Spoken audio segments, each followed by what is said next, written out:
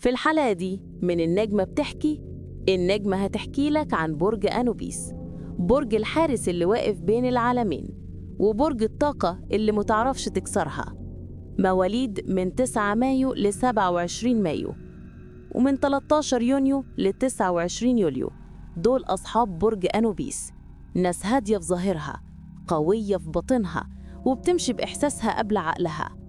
برج أنوبيس من الأبراج اللي بتحب الوضوح، ما بتحبش الكلام الكتير، وبتفهم اللي قدامها من أول نظرة.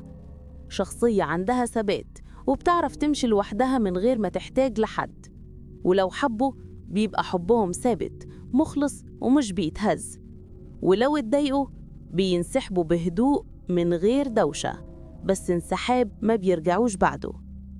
النجمة بتقولك لو كنت من برج أنوبيس اوعى تقلل من قوتك، لأنك برج وجوده بيفرض نفسه حتى لو ساكت.